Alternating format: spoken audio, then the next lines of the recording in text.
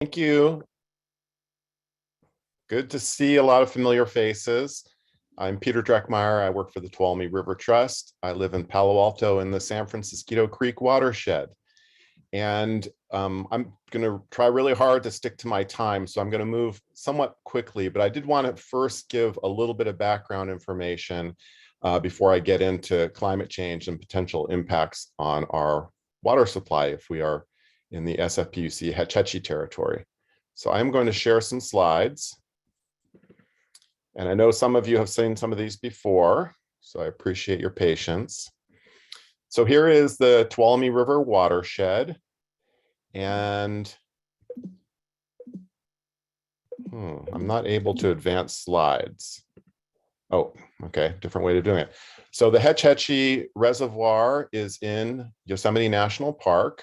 It's owned and operated by the San Francisco Public Utilities Commission, and 85% of their water comes from Hetch Hetchy, the Tuolumne River.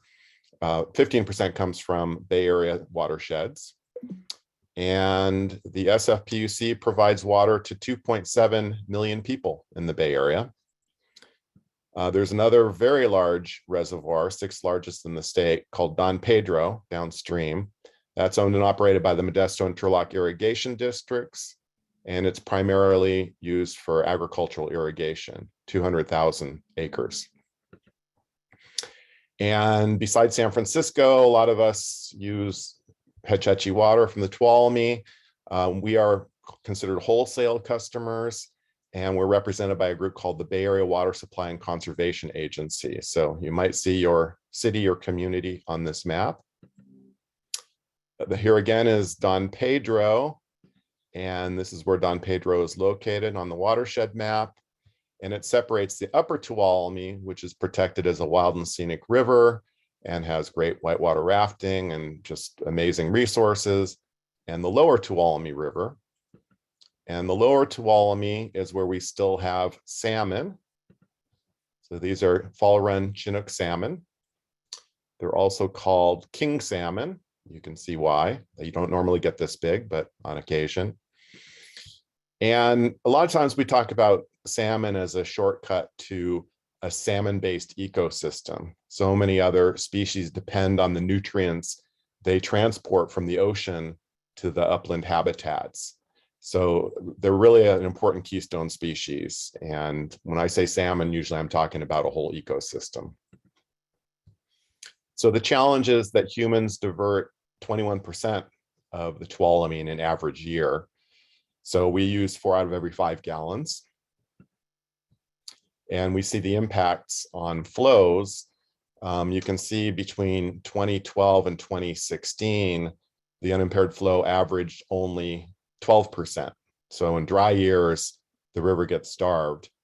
And then 2017 was that big water year, and they had to spill water. So all the water we conserved, thinking it was going to benefit the environment, got spilled in one big water year. And you can see this pattern has repeated, and we're in it right now. We've averaged 14% unimpaired for the last couple of years. So that's something that our organization is trying to address. And here you see that the Tuolumne is the worst off of the Central Valley rivers when it comes to salmon. Historically, there were well over 100,000 spawning each year. This last fall, we had 578. So it's really on the brink. And there's a correlation between the flows and helping the baby salmon get out to the ocean. And then 2.5 years later, they come back. So the purple here is returning spawners, and the black is the unimpaired flow. And the Bay Delta is an ecosystem in crisis as well. There's just not enough adequate freshwater flow flowing through it. So the State Water Resources Control Board is in the process of updating the Bay Delta Water Quality Control Plan. This recent update was initiated by Joe Simidian, who's a county supervisor now, but he was in the state legislature, and he authored the 2009 Delta Reform Act that launched this update. And we made a lot of progress. In 2018, the State Water Board adopted higher flows for the 3 main rivers that joined the San Joaquin, the Stanislaus, Tuolumne, and Merced. And what they adopted was 40% of unimpaired flow between February and June, which are really critical months for the baby fish. So it was adopted, it's on the books, but has not been implemented because there are a lot of lawsuits, including from the San Francisco Public Utilities Commission and BOSCA. So we've been trying to educate them and encourage them to change their position. So, we looked at, it's like, well, hey, if the worst drought on record were repeated, that's 87 to 92, 6 years, at current demand, we could make it through it without requiring any rationing or bringing any new alternative water supplies online. And the SFPUC said, well, we're not planning for that drought. We're planning for a drought we've manufactured called the design drought. And we take that drought and we add the 76-77 drought, the driest 2-year period on record, to create an 8.5-year drought. And we want to be able to meet our contractual obligations to customers of 265 million gallons per day, which is 36% higher than current demand. Demand's been under 200 MGD for the past 7 years, and over the last 30 years has gone down considerably. So despite population growth, overall demand has decreased. They also want to keep rationing to 20% or lower. So here is a graph created by my friend Dave Warner, who's on this call. He produces a lot of wonderful materials for us. And it just shows that the design drought is much more extreme than what other water agencies are planning for. So even with the design drought and implementing rationing, we can make it through 7 years of the design drought, which is a worse drought than we've experienced in the past 1,100 years based on tree ring data. There have been longer droughts, but not as severe. And then to get into year 8, we would have to develop alternative water supplies. So the topic today of drought and climate change. San Francisco at the end of last year released their long-term vulnerability assessment looking at how climate change might impact water supply. And the study was 3 years in the making, and we were eagerly awaiting it because the idea was once we had this information along with all the other information that was provided at 6 workshops over the past 15 months, we could discuss drought planning and maybe moderate the design drought a little bit. So there's not a worry that we would run out of water if the Bay Delta plan is implemented. So first off, what they looked at was they used a baseline demand of 227, so 16% higher than current demand of 195. And they looked at 5 more demand scenarios that are all much higher. And you see the 265 there is the contractual obligations. That number is used a lot. That's 36% higher than current demand. But the bottom line is they don't expect a change in mean annual precipitation. So at the average year, we're going to have the same amount of precipitation, runoff, water supply. So for some people, that was a surprise. For others, it's like, well, climate change is going to work in different ways in different areas. This is the High Sierra, the Yosemite region. It's different than the water supplies of other agencies. And as a lot of us expected, we're going to see bigger swings in year types. So we'll have really wet years like 2017 and dry years like the past couple of years. But San Francisco is really well positioned for this because they designed their system for demand that's more than twice what it is today. So they created a lot of storage. They have their own reservoirs. They have a water bank at Don Pedro, which I can't explain right now, but that's another supply. And then they have their Bay Area reservoirs. So total storage is about 1.4 million gallons of water. And that's enough water to last more than 6 years. And they also have really exceptional water rights in average and wet years. So in an average year, they're entitled to 3 times as much water as they need. So storage can fill really quickly. And during in 2015, at the height of the last big drought, they still had 3 years worth of water in storage. 2016 was an average year. They ended that year with 5 years worth of water in storage. 2017, they were entitled to 12 years worth of water, so they had to dump most of that. And here are current conditions. So we're in a drought, everyone's nervous. San Francisco has enough water in storage to last 4.5 years right now. So it's a very different situation than water agencies like Valley Water. So something that was really promising that came out of the study was they looked at the return periods, or the likelihood of past droughts reoccurring. And you see the odds are not great. And we've been asking them, it's like, well, what would be the occurrence interval of the design drought that you're planning for?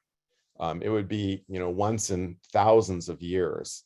And what would it be if you took 1 year off of that? It'd still probably be once in, thousands of years. And whenever we ask for information that helps our case, we usually are met with silence. So it's been 5 months and we haven't had that simple calculation made. But the chances of a long drought are very slim. They also didn't look at specifically how the Bay Delta plan would affect water supply. I mean, they could have done all sorts of scenarios and said, here's actual demand, but here's what we'll have to give to the river. But they do give a few clues that 15% reduction in runoff or precipitation would be the equivalent of the Bay Delta plan flows. So in their graphs and other information that refers to reduction in precipitation, we can just use -15 to represent the Bay Delta plan. And here you see they're still within their level of reliability, their goal. And this is at 227 demand, 16% higher. So if they were to use actual demand, that red line would move much closer to the 0 here. So very, very promising. This looks a little complicated. There are 3 graphs here combined. The top one is current climate, which is what's expected. We're not going to have more or less precipitation. The second one is 20% less precipitation, and the bottom one is 40% less. So we just pulled out the 20% because that's more or less the equivalent of the Bay Delta plan.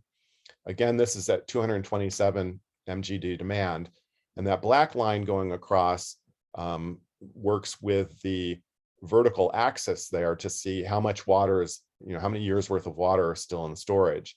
And you see in the simulation that they never get down to just a year's worth of water in storage. So again, very promising. This looks at historic droughts and the severity of them, and then they modeled a lot of droughts. The top one is for demand of 240 million gallons per day, a lot more than today. The bottom one is for over 300 million gallons per day. So that was more of an intellectual exercise for them. So we pull out this top one and you see the couple of droughts that make up the design drought there. And looking at 87-92, which was the worst drought, most severe drought on record, they still had about half of their water left in storage, 750,000 acre feet in that scenario. And you look at the hollow circles there, the top one on the right is about 1,250,000 acre feet. So even if that were to occur, it hasn't, but it was modeled because they looked at all sorts of scenarios, we still end up with more than 100,000 acre feet of water in storage. And this is for demand of 240 million gallons per day. Another thing is that, and I think a lot of us expected this, is that runoff is going to shift. There's going to be less snow, more rain, the snow is going to melt earlier, so the runoff is going to come earlier. But again, it'll be about the same amount, just coming earlier. And we said, well, we've looked at this and we think San Francisco is going to pick up a lot of water. So they're talking about a 20-day shift in runoff. And the way the water rights work is that the irrigation districts that have senior water rights, they're entitled to the first 24 cubic feet per second, CFS 2,400, that come down the river. And between mid-April and mid-June, that goes up to 4,000. That's during the peak spring runoff. San Francisco is entitled to anything above that. So the green here is San Francisco. The gray is the irrigation districts. And you see in dry years, San Francisco doesn't do so well. But again, in an average year, 3 years worth of water, big year, recently was 12 years worth. So we looked at, hey, some of this green or some of this gray is going to shift from when the irrigation districts get 4,000 CFS to when they get only 2,400. That would be a pickup of water for San Francisco. It's not new water, it's just who it's entitled to. And at the workshop, the consultant said, well, you know, on average, San Francisco is not really going to pick up water. And we said, well, we looked at this. So we looked at it again. Actually, Dave Warner produced this slide as well, a scatter plot. And what we found is in dry years, so over here on the left are dry years, San Francisco picks up water. Anything above 0 here is water that would shift to San Francisco. And in the wetter years, it shifts to the irrigation districts. But the wet years, the system's already full. So it's really those dry years. And what we calculated based on the data that already exists is that if the droughts that make up the design drought were to repeat, but the runoff came 3 weeks earlier, San Francisco would pick up 237,000 acre feet. And my apologies for moving between 1,000 acre feet and MGD and CFS. We use different criteria for those different things. But current demand is 219,000 acre feet. So we pick up a year's worth of water. And then we have a water supply calculator where you can just plug in numbers and see, hey, you know, this changes when you change the input. So we looked at demand slightly higher than today. We started rationing at 0 because for the first 2 years, you don't really know if it's a long-term drought. And then we go to 10% and then to 20%. And this time we added in this water that San Francisco picks up. And this is with the Bay Delta plan flows in place. And we get through year 7 of the design drought. And if we developed the equivalent of 4 MGD of alternative water supply, we get through year 8, much more severe drought than we've ever faced. And 4 MGD, to put that in perspective, the water purification facility in San Jose, Valley Waters Project, produces 8 MGD, and the goal is to eventually produce 32. So 4 MGD is not a lot of water and wouldn't really be necessary. So my last slide, this over here on the left is contractual obligations using the design drought 8.5 years. And San Francisco says, well, in that case, we would need to pick up 122 million gallons per day of new water. But their demand projections, after us hounding them for years and years, they started producing more realistic demand projections, although they're inflated, we think still pretty considerably. And here they say, well, with the 8.5 years, we would need 84 MGD. And we look at it as, well, you know, what are your needs? So if you used actual demand, that shaves off 36 MGD from what they would need. If you reduce the design drought by a year, which is something we've been encouraging, it reduces it by another 25. And if you include this shift in runoff, it reduces it by 31% or produces 31 MGD more. And then you're at 92. So there's still a little bit of system loss, evaporation, but we're very close to that 82, even with those system losses. And with that, I am going to stop sharing. And I hope I stuck to my 20 minutes. Peter, you did a great job. Thank you. Wow, that's a lot of information, a lot of numbers, a lot of research that went into that. And I had no idea San Francisco had such amount of water. Yeah, and no one, there's no quiz. You don't have to remember any of those numbers. You just have to remember that San Francisco fudges things and misleads people, and that there's a very good reason to leave more water in the Tuolumne River, and it's not going to bankrupt our water supply. Thanks. Thanks. And for those that missed the intro, we will be hearing all the questions at the end. So please, you can put your questions in the chat, or you can wait till our third speaker, and we'd love to hear your questions. Our next speaker is Katja Irvin with Sierra Club. Katja, you want to introduce yourself? Hi, everybody. This is Katja. Let me pull up my presentation.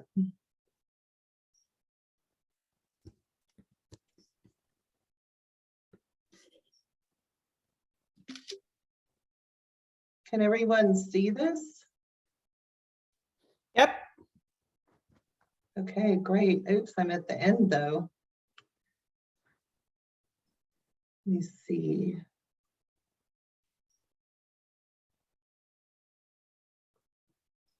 Uh-oh. Sorry, I'm not such an expert at this.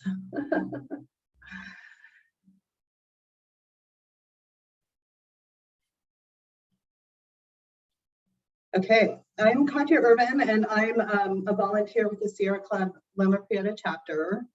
I'm co-chair of the Water Committee, along with Carol Steinfeld, who is on this call right now too.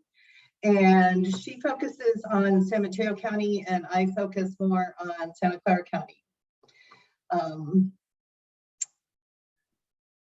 So what am I going to talk about today? I'm going to talk a little bit about the Sierra Club, and then about drought and precipitation trends and the impact of climate change on imported water supplies, water demand projections and the drought, and updating of Valley Water's water supply master plan to reflect reduced demands, and also how that relates to risky mega projects that are part of the water supply master plan. And then I'll end with some ideas for immediate projects that can be done to preserve our supply during the drought. So I'll also say that this presentation is mostly about the process and the kind of questions and suggestions that we have as advocates. So it's not meant to be really technical. It's more kind of how we look at things, being volunteers and having limited time to really get deep into the matters. Since I'm from Santa Clara County, I'm going to focus on Santa Clara County and what Valley Water does, because there's a lot of, they produce a lot of information that we can respond to. So about the Sierra Club, we're one of the most influential grassroots environmental organizations. We were founded in 1892, so we've been around for a long time. And we do have about 3.8 million members and supporters, so we do have a far reach. And notably, the mission is to promote the responsible use of the Earth's ecosystems and resources, and to protect and restore the quality of natural and human environment. And the structure of the Sierra Club, there's the National Sierra Club that kind of sets the framework for the entire country on our activities and activism and lobbies in Washington, D.C. And then Sierra Club California oversees activities and priorities in California, and they lobby in Sacramento. And then there's local chapters which have regional groups. So Loma Prieta Chapter is San Mateo, Santa Clara, and San Benito counties.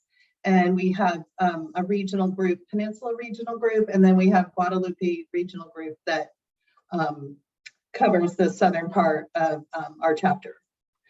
And then we also have a, so the work we do on the Water Committee is overseen by the Conservation Committee. And they, the whole committee recommends conservation policy for the chapter.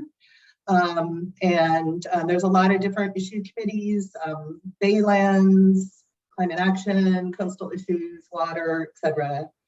And notably, the Sierra Club doesn't accept government grants. So that does make us, let us take stronger positions on issues, and especially related to Valley Water, because so many of the local environmental NGOs do receive grants from the Water District. So the Water Committee promotes sustainable water supplies and sustainable water systems that are resilient to potential climate change impacts. And we also advocate for laws, plans, and programs that equitably balance water supply needs of cities, agriculture, and the environment. And I highlight the environment because the environment currently doesn't have water rights in California.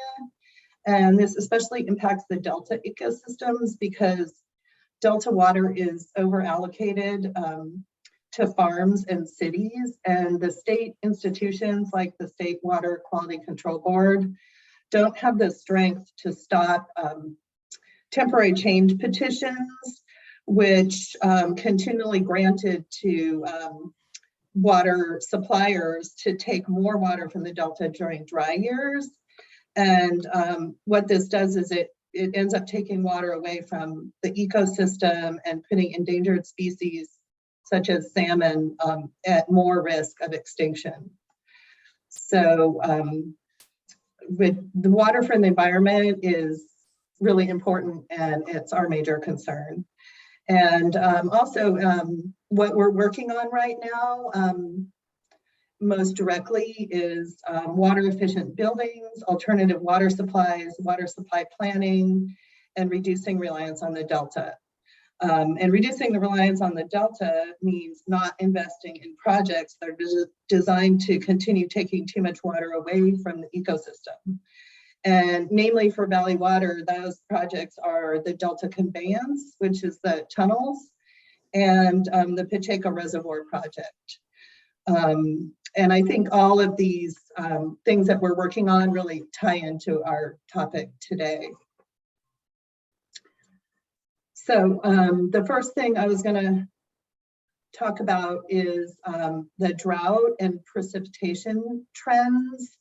And I looked at the precipitation data for the northern Sierra Nevada, where we get our imported water from mostly, and can see that in the past 10 years, the average annual precipitation has gone down by 1/2 inch from historic precipitation, which doesn't seem like much, but if this trend continues, then 1/2 inch or 1 inch less per year, that really is significant.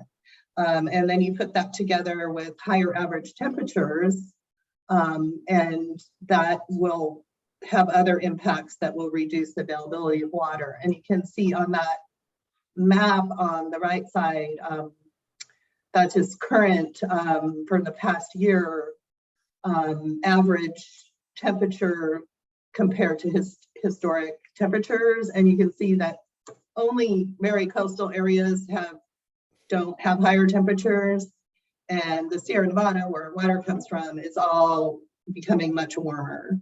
So that's a big concern. And then also that what we're experiencing. So I realize it's just anecdotal because that's what we're experiencing, but there have been 2 recent droughts from 2012 to 2016, and now we're in another drought, which is already in its 3rd year. So 8 out of the 10 past years we've been in drought. So it definitely, I think, makes you think we're in trouble for water supply. And of course, this is only one way of looking at this data. So, it would be really interesting to, talk to the water district and other water suppliers to, understand a little more other different ways of looking at this information. And I'm going to go on to the next thing I want to talk about, which is looking at projections rather than the historical data. And this is a recent graph or chart from Valley Water, which they presented in their monitoring and assessment program update for their water supply master plan, and this was last October. And this, sorry, I lost my train here a little bit.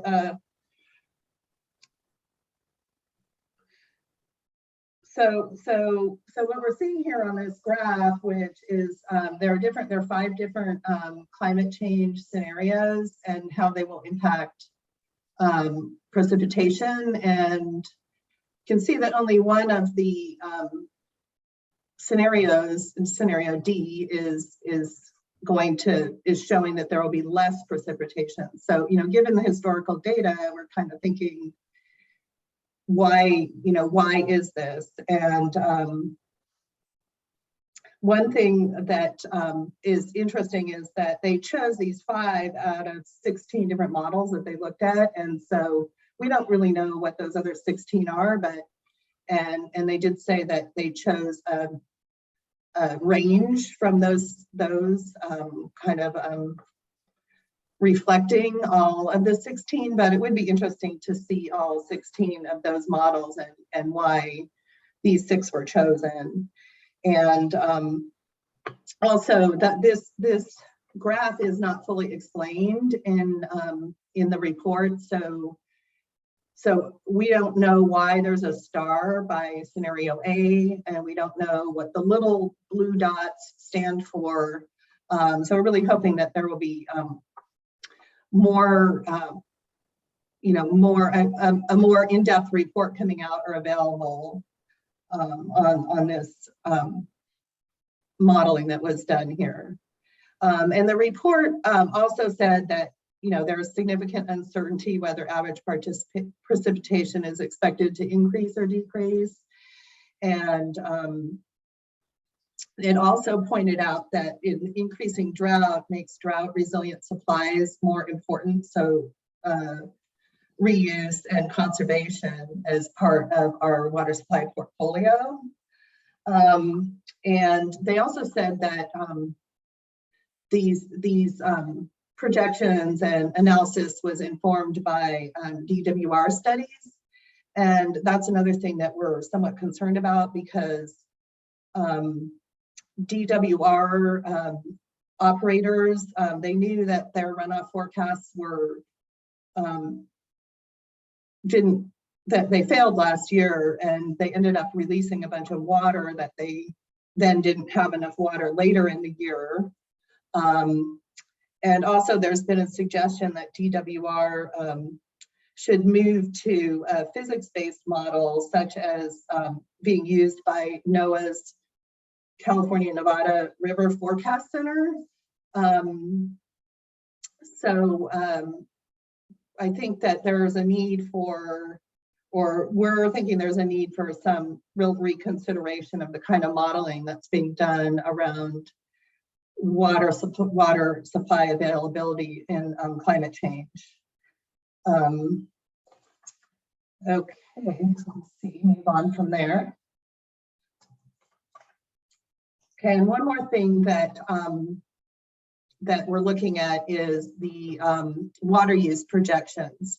So 2 years ago, the monitoring and assessment report looked at water demand, and you can see in the upper left, from that they found that some new possible scenarios modeling out. So the green line, 390,000 acre feet, was from the Water Supply Master Plan in 2019. And then here in 2020, they have 2 other projections, which is either a 50% rebound from drought usage or a no rebound from drought usage. So so just a year later, or less than a year later, when the Urban Water Management Plan came out, that's showing 335,000 acre feet as the, or wait, sorry about that. Yeah, that's showing, that's using that 335,000 acre foot as the projected future demand. So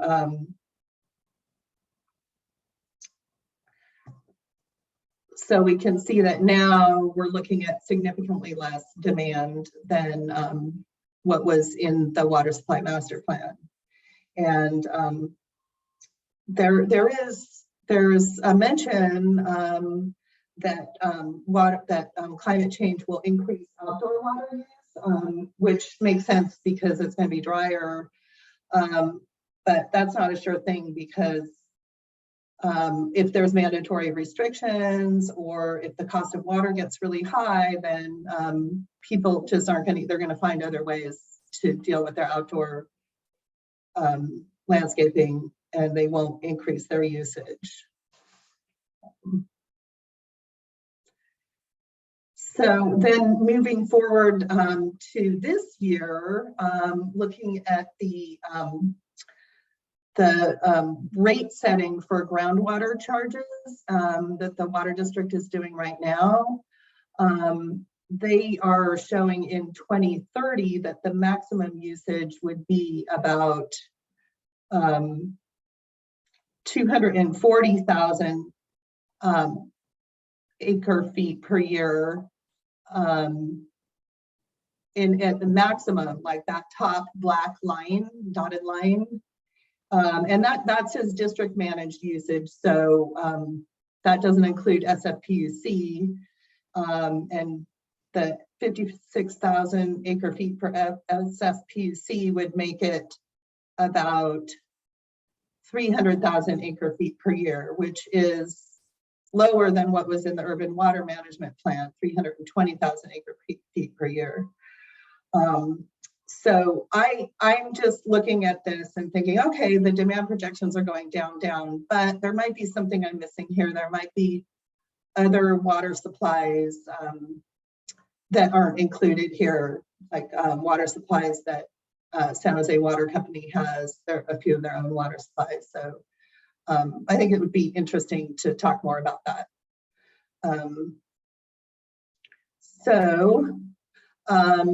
So overall, the urban water management plan usage was down 14% from the water supply master plan, and then the current groundwater charge usage may be down another 6%.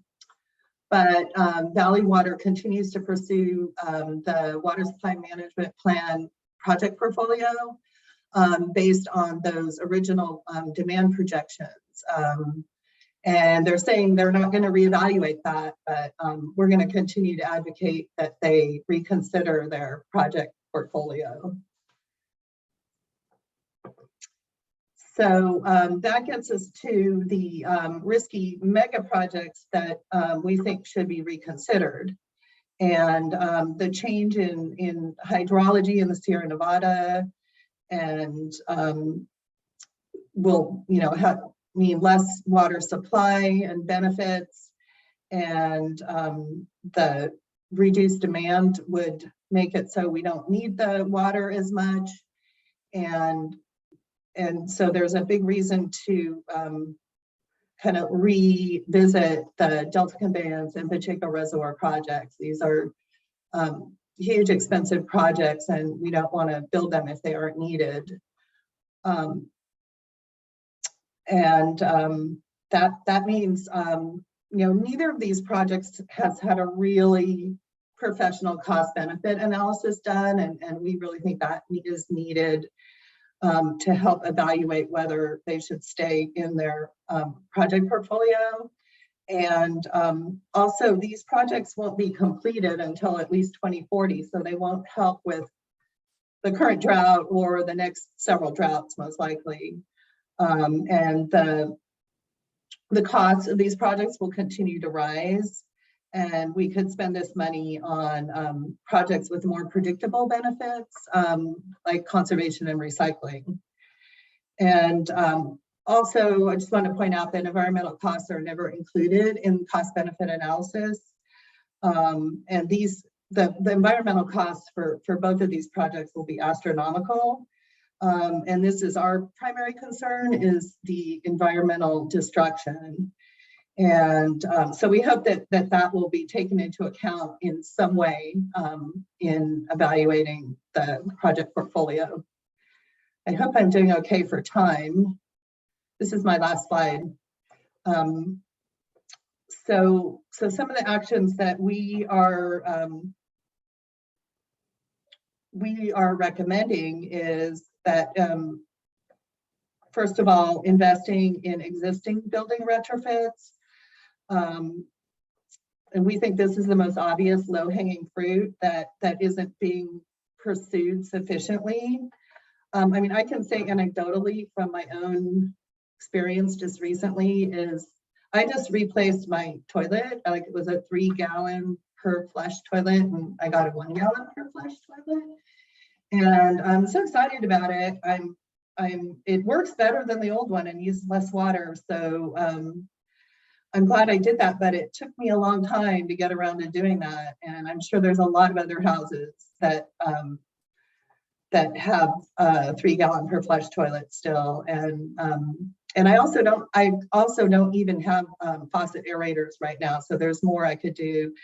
And also my workplace is very similar. None of the faucets have aerators, and all of the toilets are at least 3 gallons per flush. And it's a nice office building. It's not owned by the county, but it's leased by the county. So it's a nice office building. And other things that we're working on is that we're very supportive of Valley Water's model water efficient new development ordinance. And this promotes on-site use of stormwater, basement dewatering water, on-site recycling for toilet washing and irrigation.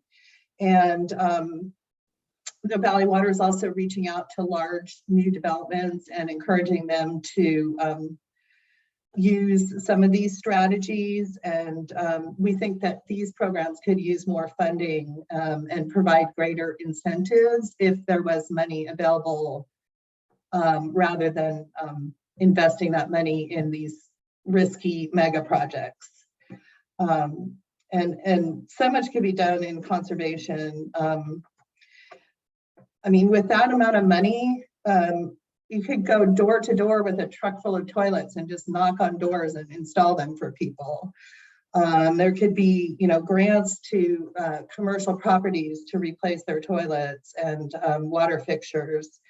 And also, there could be Valley Water could help create a countywide system for administering water offsets, which is a subject that I don't have time to get into today, but basically that's moving towards net zero water usage for new buildings by whatever water usage they cannot reduce. They will pay for retrofits in existing buildings that will reduce that amount of water. So that's it. That's the conclusion of my presentation. Thank you, Katja. Yeah, you brought up the trifecta, the 3 things that we always talk about with water is the conservation, whether it's mandatory or voluntary, the unknown about water supply in the future, and precipitation in the future, and then new water sources. And thank you for your presentation, and we encourage your questions in the chat, and we will hear all questions at the end. Our next speaker to answer perhaps some of Katja's comments is Kirsten Struve with Valley Water. She's from the Office of Water Supply. And again, I want to welcome everyone on World Water Day. And the theme today is groundwater, and Valley Water has been a role model in groundwater management. And I look forward to hearing from Kirsten. Thank you. Thank you so much for that introduction. Hi, everyone. I am Kirsten Struve, Assistant Officer for the Water Supply Division, and I'm actually going to talk about drought response and purified water efforts, which is what I was asked to talk about. So I'm not really going to respond to a lot of what Katja said, except to say that drought response is really quite separate for us from, water supply master planning. The long range planning is something that we have to do to make sure that there's enough water for now and in the future. And the drought response is something more immediate that we do when droughts occur. And the Purified Water Project is actually in our water supply master plan. So in that way, I guess I am responding, but we can talk about it more in the questions if those come up. So just in case people don't know who we are the Water Resources Agency for Santa Clara County.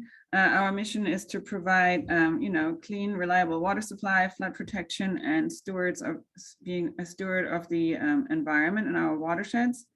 And today we're going to focus mostly on the fact that we provide wholesale water to the county, and that we serve 2 million people and 13 water retailers. And as was mentioned, we manage the groundwater as well. So our customers are also well owners. We manage a comprehensive flexible water system, which already includes one water purification center that Peter mentioned earlier. And we manage 400 acres of recharge ponds to replenish our groundwater. And this chart shows how our land surface sank when groundwater was overpumped with increasing population in Santa Clara County. And this was actually the reason Valley Water was first created. And as you can imagine, subsidence has significant impacts on infrastructure. At the time it occurred, it was mostly agricultural here, but if it were to occur now, it would have serious impacts on infrastructure. And we need to ensure adequate groundwater recharge to prevent it from happening again. And of course, to have the groundwater available for drinking. And this is our portfolio, and we have a very diverse portfolio to help us be resilient. We have, of course, the local water, which is our local groundwater and our reservoirs, 10 reservoirs. We have imported water, which is about half of the water supply. We have the recycled water, and then we also count conservation because we've been really successful since implementing our conservation programs.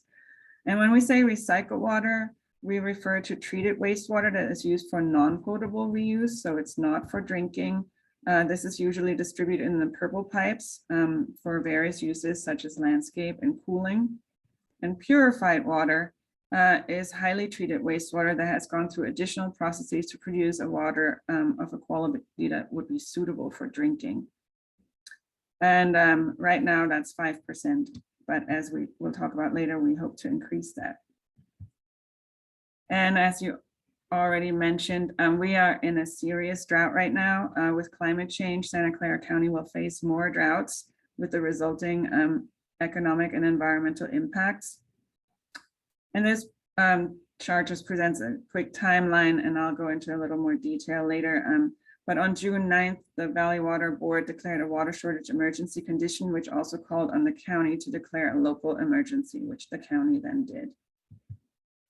As part of that call for the water shortage emergency condition, we asked everyone to conserve 15% compared to 2019.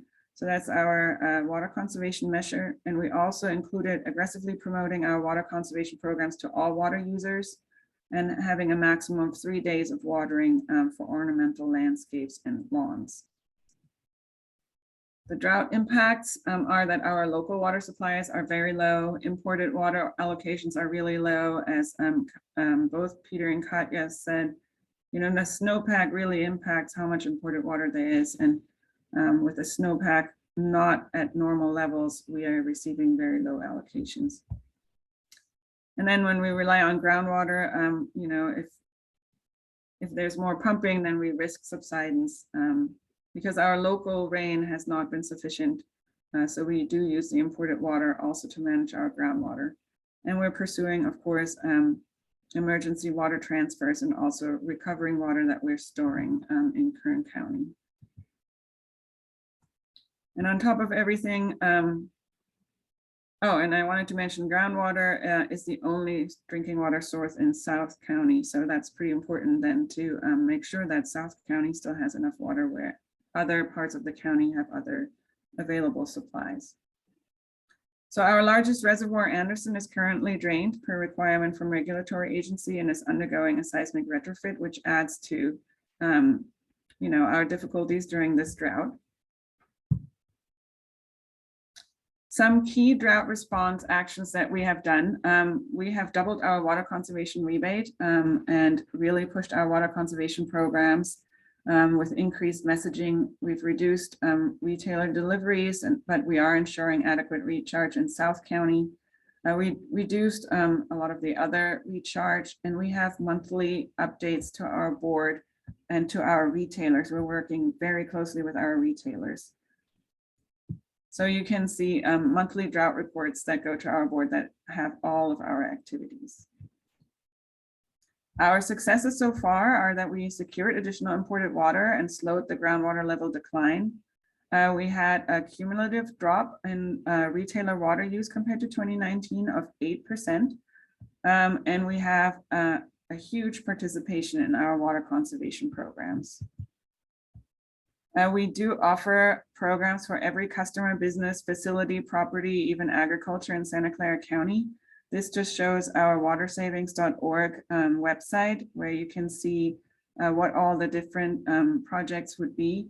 And while we don't go door to door with toilets, we do have the business rebates that Katja mentioned that would be good to have. So for business, for example, that reduce their water use, we do have some really significant rebates. And also for, of course, business outdoor areas and large landscapes.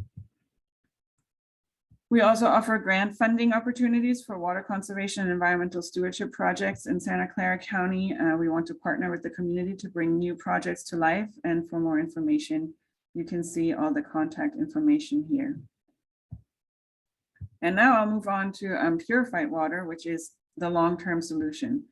It is a drought-proof, locally controlled supply. We've been supporting recycled water use since the 1950s. And we also invested in technology, including the Silicon Valley Advanced Water Purification Center in collaboration with San Jose, which is pictured here. And we now want to build on that to increase the share of recycled and purified water to 10%, which is also consistent with our water supply master plan. In the summer of last year, our board approved the countywide water reuse master plan, which provides portfolios of what future projects may look like and looks at integrating existing recycled water systems and also expand non-potable reuse, as well as potable reuse. And the first project of that is our purified water project, where we will expand our ability to replenish groundwater with purified water. So what that will involve is a new purification center and then a pipeline to the Los Gatos groundwater recharge system. That purified water is highly treated. As I mentioned, we have the collaboration with San Jose at the Silicon Valley Advanced Water Purification Center, which began operating in 2014. That purification center uses microfiltration, reverse osmosis, and ultraviolet disinfection. And similar technology also provides safe, clean, and reliable water to astronauts on the International Space Station and water suppliers around the world. And by running this system since 2014, we have produced high quality purified water and proven that it's possible. And we hope to use the same technology for this project, but it will include a fourth step, which is called advanced oxidation, to reinforce disinfection before the water is used to replenish our groundwater basins. And as Peter mentioned, right now, our Silicon Valley Advanced Water Purification Center enhances the quality of non-potable recycled water. So it makes it more useful for various industrial and landscaping processes. And this water, though, from our new project would be used to replenish groundwater supply. And it will meet drinking water quality and then be recharged. So here's another way to look at this project. It will have a new advanced water purification facility and 20 miles of pipeline to go to the Los Gatos recharge system, where it will be released into the ponds that are located in the city of Campbell. Here's another view of those ponds. And we will basically use the purified water as an additional water. Right now we use local water as well as imported water at these ponds. And, you know, in dry years, we will definitely be using a lot more of the purified water once this project is operational. Our expected schedule is that we hope to have our environmental documentation and our request for proposal out early this year. We had a public meeting on the well control zones that are required earlier this month. So around the recharge area, we need to limit drinking water wells per state regulations. We are proposing to implement this project using a public-private partnership model where a private team will design, build, finance, operate, and maintain these facilities. However, they will be owned by Valley Water. This helps us delay some of the rate impacts and also rely on the ingenuity of the private sector. The design and construction is anticipated to take about 5 years, and we hope to have water flowing by 2028. And as I said, the environmental impact report is being prepared for the project to identify environmental impacts and mitigation needs. And that is all I had.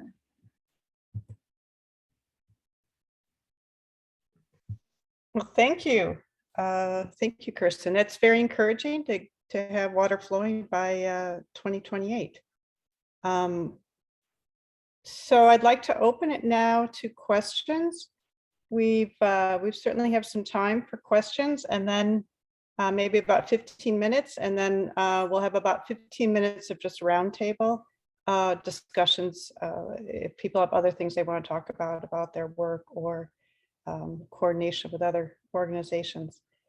So if you could put your question either in the chat or raise your hand, and we'd love to take them.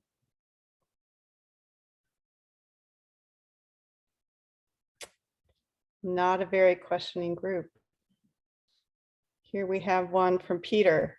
Why do you think SFPUC does not reply to your supply calculations and demand baseline, which you have presented at every SFPUC meeting and many BOSCA meetings? Well, it's interesting. I've been with Tuolumne River Trust for 14 years, and we've had some good times with the SFPUC and some times of opposition. And one thing is, we have to always be right. If we aren't, we lose our credibility. And the SFPUC staff, we correct them. We sometimes shame them into using accurate numbers. And I think for them, credibility is important, but they don't get fired or ignored if they are found to be wrong.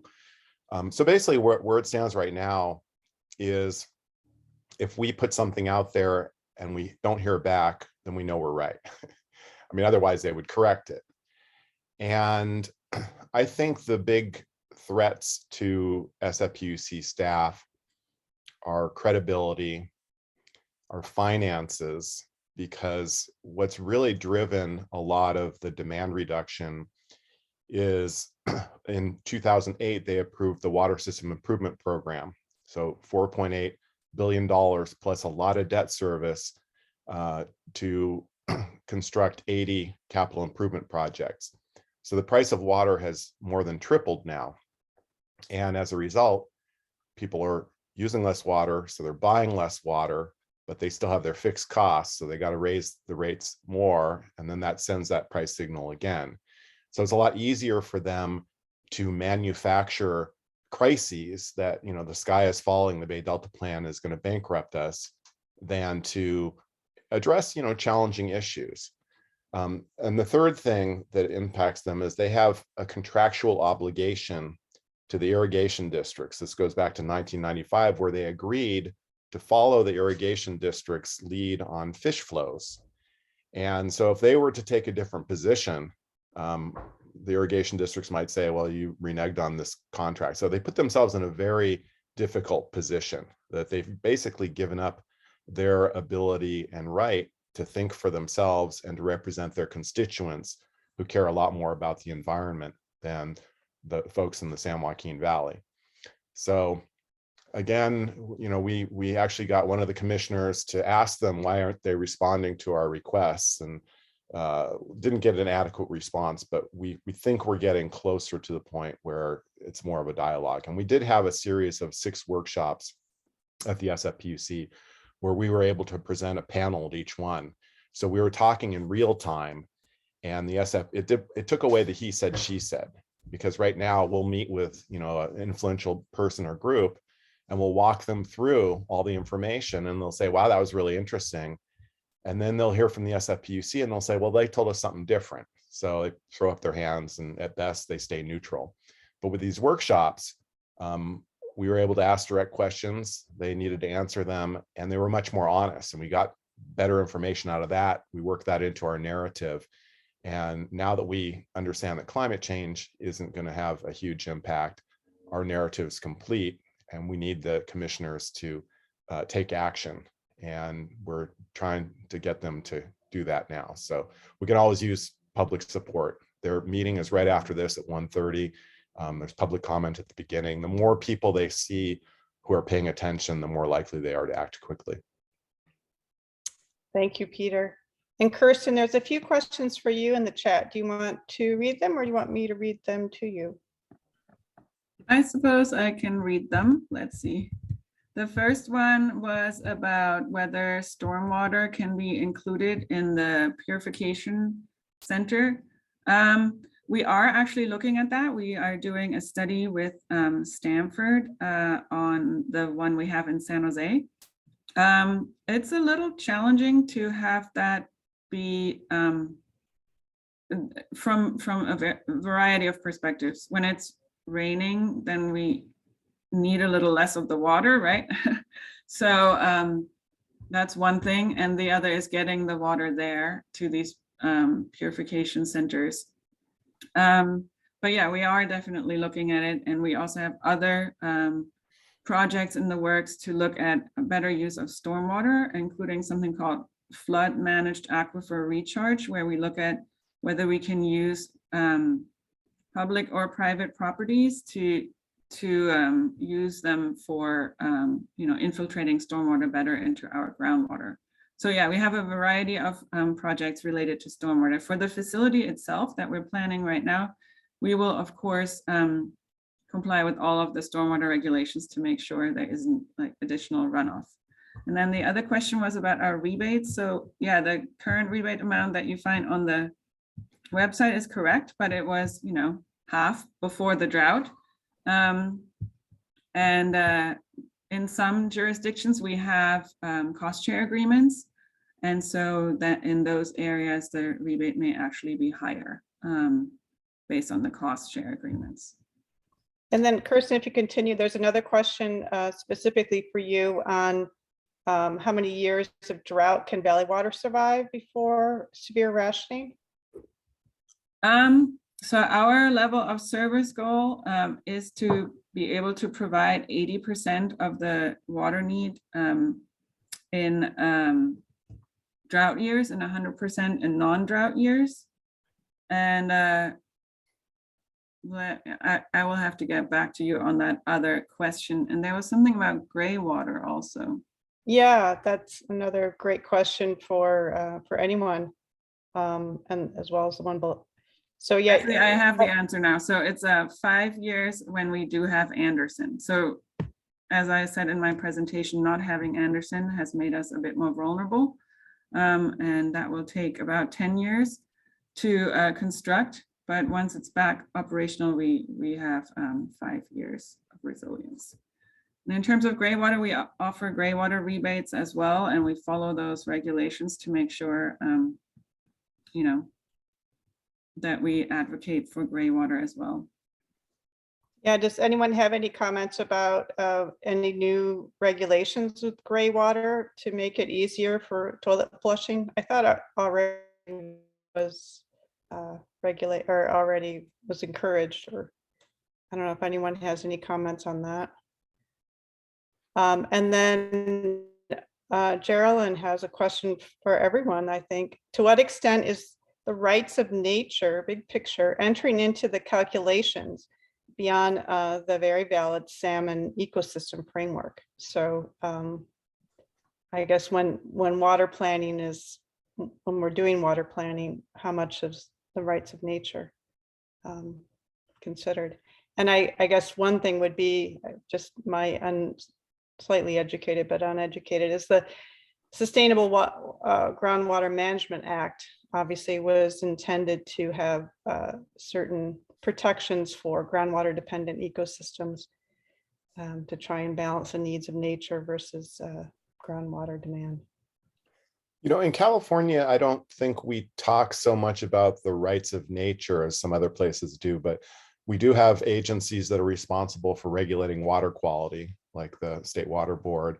and protecting endangered species, the California Department of Fish and Wildlife, and then there's the U.S.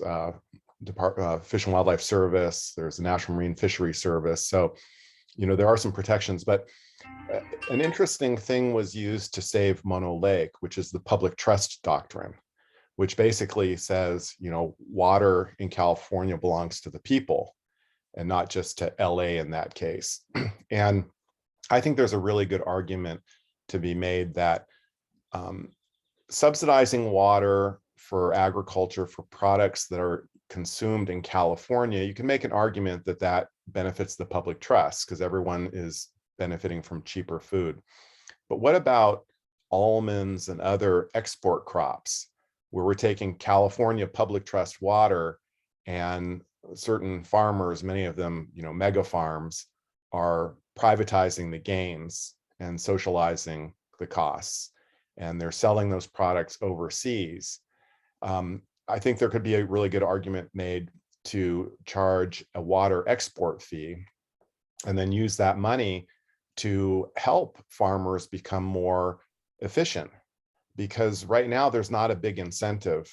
For example, in Turlock and Modesto, those agricultural regions, the farmers pay $20 an acre foot for water. We pay $2,000 for water. It's Tuolumne River in both cases. So they don't really have any money to do elaborate groundwater banking or implementing efficiency. There was a study done in the San Joaquin Water Agency, a little bit to the north, where they pressurized water so they could apply it as drip irrigation or sprinklers. And they reduced their water use by 30% and increased their yield by 30%. So there's a real opportunity to save water, much more opportunity in agricultural regions than in Bay Area regions. Valley Water has invested a lot in conservation, hit most of the low-hanging fruit. Now it gets more expensive. So I think we're going to see more partnerships where money from the Bay Area is used to support projects in agricultural regions and then sharing in the savings. But the best way to get money for that is, charge for export crops that are exporting public trust water.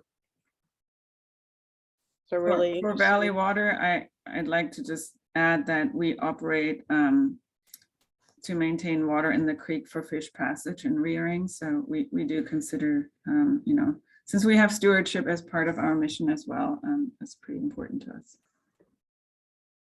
There's a quick question from Meg on what is the total purified water to be? Is it 24,000 acre feet per year? No, actually our board for the first phase of our purified water program opted for a smaller amount. It's 10 million gallons per day.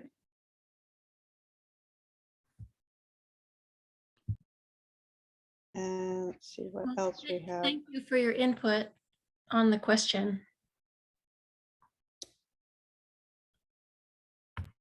So I don't see any other specific questions. Sorry if I missed something. Yeah, Karen? Well, I'm not sure where this fits, but I just want to express immense gratitude to our three speakers for all the details that have come out. And what it's leaving me feeling is, how do we identify ourselves? And I'm just struck with, because of all the complications just over water, that we should be identifying ourselves with one another by saying, and what bioregion do you inhabit? And what is the nature of the bioregion where you inhabit? Instead of, everybody brings up from their background, I'm going to do my garden in my yard this way. It's just, no, we living part of a bioregion, and what's your relationship with the bioregion? And instead of, I live in Palo Alto, or I live in blah, blah, it's like, and that's the organizational, which I'm not putting down. I'm grateful for that too. But I'm just struck and sort of moved by a need for us to think of ourselves differently. to where we live. Yes, Karen, we've certainly had forums before where we were identified by our watersheds, and we spoke to we spoke about the challenges for each watershed, and yeah, it is good to identify that. And I have a question maybe for the speakers of, it seems, you know, we've heard so much about that so much water waste is in landscape. If we did really have strict landscaping rules, no lawns, no, you know, really be able to do more monitoring of outside water versus inside water, or really come up with quotas of how much water certain households should be able to use for health and safety. What would the demand be if we really were strict about outside water? Maybe something closer to what Australia does. yeah, about half of our water is used for irrigation. And Karen, back to your point, I have a friend who, when she meets someone, she asks them, "What river are you made of?" I, for example, more than half of my body is Tuolumne River, so I'm carrying it with me everywhere I go. But, and in talking about bioregion, bioregion has, you know, benefited from millions of years of evolution, where you know, people think of survival of the fittest, but I have another friend who talks about survival of the fit in. You know, these species have evolved together, and native animals need native plants for food and for shelter. So if we did move to native landscaping, you know, more oak trees as street trees and all the other wonderful plants, they don't need applied water, except maybe for a year to get them started. And they benefit the native wildlife. So by using less water, we leave more water in the river for that whole ecosystem. And at the same time, we're rejuvenating our ecosystem in our bioregion. So it seems to me, you know, the solutions aren't hard. It's just a matter of how do we convince leaders and the public to make these changes.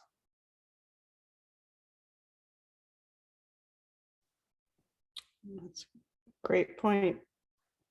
And I'm just Any other- thinking what you said is moving from user to being a member, Yeah, participants. participants.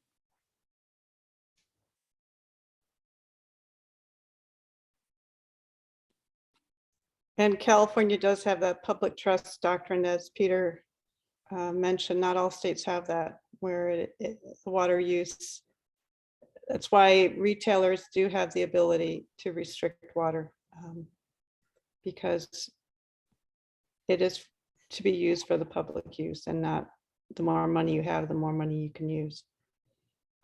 Peter, you mentioned the export costs for certain crops.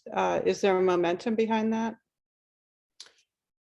Well, no, but when I mention it, people in positions of influence think it makes sense. And I had an editorial published a few years ago, and I heard from a Valley Water Board member saying, yeah, that makes a lot of sense. Plus a former Valley Water Board member who I hadn't been in touch with for a long time, but he saw it. So it's a matter of finding, you know, leaders to author something. And to be honest, we don't have that many great environmental leaders in the state legislature. You know, there's some great leaders on housing, and that's been a big push for them, but not really balancing water supply and demand.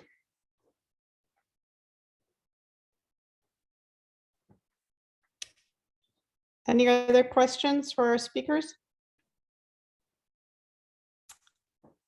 Well, let's open it up. If anyone has some announcements they'd like to make about the work they're doing, or requests for collaboration, you can raise your hand or unmute yourself. I know these meetings used to be in person and we could just mingle. It's not quite the same on Zoom, but we'd like to encourage collaboration with this wonderful group that we have today.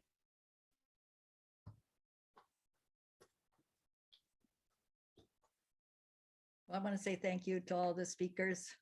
Really appreciated learning a lot from each of you. And Rick, Rick Landman, there's a comment about beavers in the chat about groundwater. I don't know if, Rick, you want to mention your work on beavers? I think he may have jumped off. Yeah, I don't see Rick on. He must have left. He was on for a bit. Well, stormwater management certainly could improve our local ground